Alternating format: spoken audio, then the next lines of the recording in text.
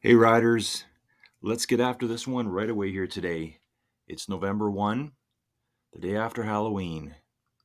I did this ride yesterday. It's called Old La Honda. I'm not really sure how I found it. I was just digging around deep into the vaults on Rouvy.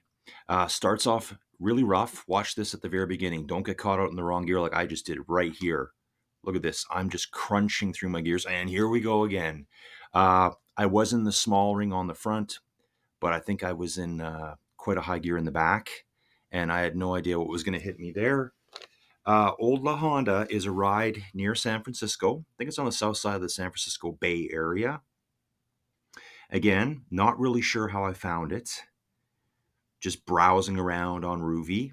Um, the stats for it, okay, so it's 5.04 kilometers, which is only 3.1 miles. The kicker is that it's 397 meters of climbing, which is roughly 1,300 feet. Very strange little ride up through these little foothills outside of San Francisco. Very compressed, and this is really going to test your gear changing and your derailleur out for you. Obviously, you're going to be riding this in the small ring in the front all the way. Maybe you've only got a single ring in the front, so you won't be doing much in the front. But yeah, once you get into that small ring in the front, you're just going to be cranking away on that back derailleur all the way. Gradients are all over the place on this one. You'll be going like 6, 7, 8, 9%. It'll instantly jump to like 15%, back to 6, up and down, all over the place. I found this one, sometimes it's nice to have these flats, but the problem with this one is that the flats are so short, you never really get into a rhythm. It's not like I'm going to grind for a minute and a half up the climb part. Here we're hitting 12% here. It's like 10, 15 seconds at a time, sometimes less, where you're going to get just a little reprieve from the effort. So here we are at 12%. Again, riding my Tax Neo 2T. This thing really beats you up hard. You're switching gears as fast as you can. Again, 10, 15 seconds in between different gradient swings. So yeah, like I said, digging through the vaults on Rouvy here. So if you look at the route records for this one, and I think route records means you have to ride it on a smart trainer, because a smart trainer and have it at 100% realism to qualify for a route record, I believe. I'm going to look into that. There's only 27 people that have ever recorded a route record. I guess I'm number 27 as of this day. However, there's 13 pages of last passes. So some of those last passes are going to be, where you start the ride 30 seconds in, you realize, oh, I'm on my time trial bike, stop the ride. It'll record that as a pass, even though you've only done 30 seconds out of the hour-long ride that it may take you. Or, multiple rides of the same one. And I think a lot of it, too, is probably non-smart trainers. Here comes the first little test here that hit me hard yesterday. I'm at 12% now, trying to get the gears under me here, and there's just this little tiny segment where it's going to instantly pop up. There's really no gradient change. There, 21%, 12 to 21, boom. Uh, and the Tax 2T Neo really makes you feel that. And then we're going to back off right away. So now we're down to, 8%. No problem. I've got a couple little bends here in the road. I'm just doing around, 280, 290 watts, trying to keep it around 3 watts per kilo. Shorter effort, so I'm trying to ride a little bit harder, and then boom, it happens again, 21% again. This is a little beast of a climb.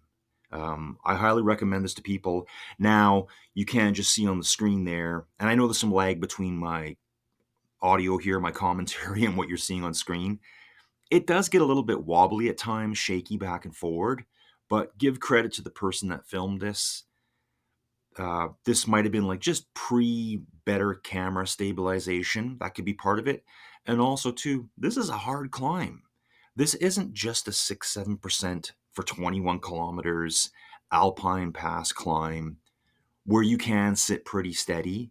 This is where you're getting probably out of your saddle a lot, rocking the bike a lot uh, up these hills. I mean, the gradient changes are so radical, um, from 6, 7% to 15% and back and forward and back and forward. Trust me, you're going to be using your gears a lot on this one. Here's a nice easy section. Trying to catch a breather here. We're in that 5, 6% range. Trying to speed up, trying to get some power under me in these lower gears. I actually love riding this kind of stuff. Now, the 21%, ooh, you really feel that. I think if you look carefully at the video too, you'll see at times when I'm hitting that really hard stuff, I'm barely pushing 50 RPMs. I've got a 36 tooth in the front, and without getting down on my hands and knees and counting the teeth jammed up around the side of my trainer there, I think I've got a 30 on the back. So I don't have a lot of low gears. I just kind of muscle my way up. And I've said it before, if you've never seen my videos, if I stand once during a 2 hour ride, that is like very, very rare. So these kinds of rides, I never stand up on. This is just me pedaling.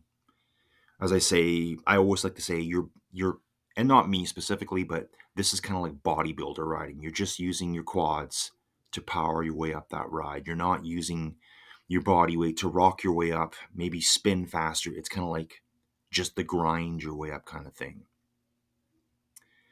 Cruising along, and we're in some nice low stuff again here. This is your little bit of your rest stage, but you can see, like, look at the profile here coming up. It's light yellow, it's orange, it's yellow again, it's orange, and we're talking for like only one little click of the profile. If you see what I'm saying there, those vertical lines, it's changing all the time. So at 9, 10%, I'm in my lowest gear. So I'm probably like in my third lowest gear. Now I'm back into my lowest gear again. We've got a little bit of gradient increasing here. We're at 11%, and I can see the harder stuff coming. I bet you we're going to jump to like 14. But I'm pretty happy with this ride. Power staying where I want it to be. But you can see here too, like, look at this hard stuff coming up. Hopefully we're pretty much on sync here. Yeah, 14%. Just for a little stretch where it gets really tough. The camera gets shaky again because this person's climbing hard. And then boom, we're going to drop down probably to that 10 or 11% again. Actually, we're under 10. Switching gears like crazy again. Even worse, now we're going to a flat section. So at this point here, you're going to be spinning out, trying to get some gears under you. You're clicking up, click, click, click, click, click, click, click, click, click, click, up through your gears. Maybe you're up 5 gears, and then boom, you're smashed with 10% again. Now you can't ride that gear. Now you're dropping down again.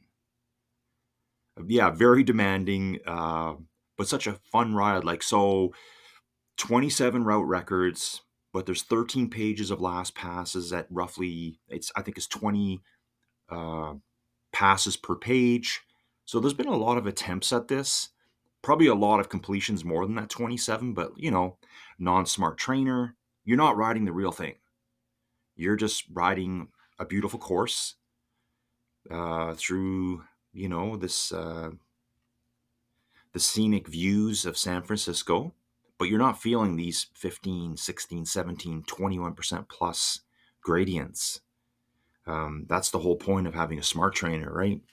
Is to simulate these things that you'll probably never get to in real life. Like, I get a lot of people say, well, don't you want to ride this in real life? Well, of course I do.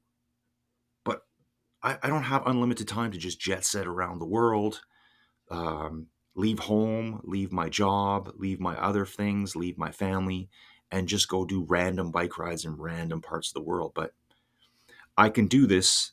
So I did this yesterday morning. I can do this on a Tuesday morning in the comfort of my man cave, have a shower, say goodbye to the family, take off for work, and continue with my normal life. That's where Rouvy does it for me. And I'm loving digging into some of these older. Sorry, I don't even think that this route's that old, but just lesser known stuff. Like, there's so many challenges going on right now with the Global Tourist Challenge. I have one route to complete it. I don't know if I'm even going to do it. The Hardcore Explorer. There's the hill climbing one. There's 3 major challenges going on. I think Z Cycle just started today or very soon. It asked me to join it, so maybe it hasn't started yet. But I like to do some of these things. This is more interesting to me. It kind of suits my style and my timing. versus, I'm not saying I don't like to ride some of the 45, 50K rides, but before work, I can bang this out easy. It's different. You see the big tall trees we're riding through here. At least here now on the course, there's a nice easy section coming up. We're at 9%. This feels easy right now, and we're going to drop down even lower. Heart rate's hanging in the 180s. So I actually find these kinds of rides, since I'm not spinning hard, they're easier on my heart. Now, I'm not saying my heart rate's low here, but if you followed any of the last few rides, yeah, I'm in the 195s. And that's just because of lack of training. My heart rate does ride high all the time. My resting rate is still high. Like I said, I think I told someone, look at this guy blow past me. He's gone. Of course, folks, the ride has been sped up. I think I'm running this at 1.5 times or 1.75 times normal speed just to get the video to a decent length. So we've got a nice little rest section here. We're in that 4 or 5% range, nothing hard at all. And then here comes another wall at us. So this might be the longest flats part where you can actually really rest is right here. And it's only probably a few hundred yards long. And then you get slammed again with this, looks like 14%. But you can see it doesn't last very long. So you just got to power your way through these. Power, power, power. So if I can keep my RPMs low, which is in the very middle there, I'm in the 60s, my heart rate shouldn't get too much crazy higher. I'm sure it does. My resting rate should be in the low 50s. Lately, I've been around 60, and I'm sure it's just total lack of conditioning. I think I've told people a million times, but when people ask me, well, how much do you ride your bike, Colin? And I'm like, every day. And when I say that, I quickly correct myself and say, okay, in a month, I'll ride 27 times. Meaning there's a day off here and there. Let's say I go to some live music event on a Friday night, have a couple too many drinks, because why not, right? I come home on the Saturday morning. We usually stay at a hotel somewhere so we don't got to drive, obviously. No drinking and driving, right? Little map view. You can see the gradients just changing all over the place here. By the time I come home on that Saturday, I'm not getting on the bike. I'm just in recovery mode, thinking about doing something cool for the next day. I probably spend Saturday afternoon digging through all the Rouvy videos, trying to find something fun to do, something a little bit different. So yeah, not every day, but for the month of October, and I don't think September was much better, and August was pretty bad as well. For the entire month of October, I think yesterday was that might have been 11 yesterday. There's a slight chance it was 10. 10 or 11 rides out of a 31-day span is not going to cut it. Not for me anyways. Maybe other riders can get away with it. I can't. So it's about being consistent. And the funny thing is as I'm telling you to be consistent, I'm actually taking today off the bike. So I woke up just feeling really groggy. Here we're going again. Another little wall is going to slam us real quick. 18%.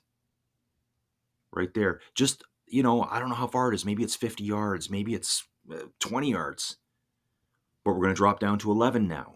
This feels really easy, but really easy at 11% for me. That's my very lowest gear on my bike. Very lowest. And I'm okay with that. I can handle the grinding. I've never had knee issues. Look, I'm in the 50s grinding here. Never had knee issues, can sit down and ride virtually anything. I never stand. I mean, when I say never, I absolutely mean never. Maybe if it's a 2-hour ride, even a flat, boring ride, I'll stand up, adjust myself, give a little stretch, but I'm standing up for 15 seconds. Probably trying to do it on a little bit of a downhill, so, I'm not slowing down too much. Just powering. At this point here, I'm getting pretty relieved. I'm through the worst of it. So yeah, on my day off, what am I doing? I'm making a video. So I'm still doing something cycling related, which I really enjoy. And again, thank you for everyone subscribing and liking. As of this morning, we're at 222. That blows my mind. Please join the Discord channel as well. There's so much good information there. I've got some people from here, I think, that have joined. I also put a link on the Facebook pages. If you see these videos, there should be a link at the top of the page. I'll have to update it once in a while because I think it's only valid for 30 days. But there's so many good people in there that have so much good information. We're trying to organize rides in there. Some have already been organized. We're not Discord pros. You don't have to voice talk in there if you don't want to. We don't. It's just a big text chat forum where you can come in, hang out, joke around, complain about things, talk about stuff, what your ride plans are, who's racing when, who wants to do a group ride when. I know when I first started, I did see, I think, 3 riders do a group ride together, which was really cool. And they were doing using voice chat, so they must be a lot better at Discord than me. And that's what it's all about. It's wide open to everyone. If there's something you want to do in there and you can't do it, it's not because I'm stopping you from doing it. It's because I'm not very good with Discord yet. And there's probably lots of permissions and settings I have to figure out. It's just a learning process. It's Discord. It's riding on Rouvy. It's working. It's doing my normal life. It's making these videos. I love it all, but there's only a certain amount of time to figure this all out. So here you are. You're coming to the end of the ride. Definitely, this is a must-do ride. This is a total sleeper. I've never heard anyone say they're going to do Old La Honda on the weekend. I think it's a pretty famous climb in this part of the world in California. So yeah, coming to the end here. I think this is the last blip of climbing, and then we'll be going downhill. I was thinking about doing a sprint here, but I'm like, ugh, I'm kind of dying at this point. I just want to cool off and then jump in the shower. This kind of ride is good for me. I can hold my watts per kilo quite high for me. I don't want to say high. There, so yeah, be careful here. At the end is kind of weird. It kind of really slows down. Just keep pedaling through this because you're not really done yet. So here we are finished. I think I averaged around 280 watts, I believe. Yeah, 279 watts. I think it was 282 normalized. That's what those kinds of hills can do for you. Anyway, thanks for watching. I'll catch you riders in the next video. See you around.